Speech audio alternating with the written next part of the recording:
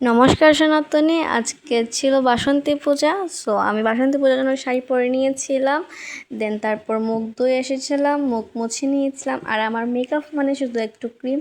আমি কোনো ধরনের মেকআপ করতে পারি না বা করিও না, জাস্ট একটু ক্রিম। আমি কখনো লিপস্টিকও দিইনি, জাস্ট একটু ক্রিম দিয়েছি। তারপর আর কি মাথা আছড়ে নিয়েছিলাম। আর আজকে ছিল অষ্টমী।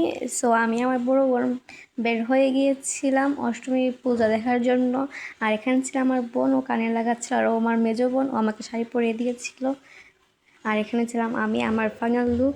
আমি জাস্ট কিছু করিনি, জাস্ট ক্রিম আর মাথার আছড়ে নিয়েছিলাম, এতটুকুই। তারপর আর কি আমি আর বোন মিলে চলে গিয়েছিলাম বাসন্তী পূজা দেখতে নোয়াহাটি। তারপর নোয়াহাটি এখানে ডেকোরেশন, এখানে ছবি তোলার জায়গা ছিল। আর এখানে অনেক মানুষ ছিল। এখানে ছিল বাসন্তী দেবী, মানে মা দুর্গাটি আরেকটু বাসন্তী দেবী, বাসন্তী পূজা। সো তারপর এখানে বোন ভক্তি দিয়ে নিয়েছিল। আর এখানে আমি একটু ফটোশ্যুট করে নিয়েছিলাম।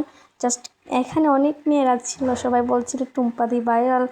দেন এখানে আমি কিছু ছবি টবি নিয়েছিলাম, একটা ভিডিও করেছিলাম, ভিডিও ক্লিপ। তারপর আমি আর আমার বোন নোয়াহাটি থেকে বের হয়ে গিয়েছিলাম। আমরা তারপর রিক্সাতে উঠে গিয়ে চলে গিয়েছিলাম ইস্কন মন্দিরে।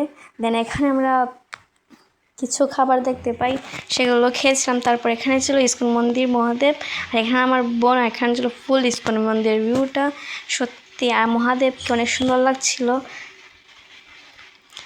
আর এখানে ছিল ওই যে ইস্কন মন্দিরের নতুন নতুন মন্দির করেছে, ওইটার উপরের জায়গাটা সত্যি অনেক অসাধারণ ছিল। বাট ব্লু কালারের জন্য মুখটা অনেক কালো লাগছিল। আর এখানে গীতা পাঠ করছিলেন প্রভু। আর এখানে সবাই বসে বসে দেখছিলেন। আর এখানে ছিল মহাপ্রভু, তারপর বোন তুলসী দেবীকে, আমি বৃন্দা দেবীকে প্রদক্ষিণ করে নিয়েছিল। আর এখানে ছিল আমাদের জগন্নাথ। আর আমরা ইস্কন মন্দির বের হয়ে প্রসাদ খেয়ে নিয়েছিলাম। তারপর বোন আর আমি বাসার উদ্দেশ্যে বের হয়ে গিয়েছিলাম। আর এখানে আমরা রিক্সায় উঠে বাসায় এসে গিয়ে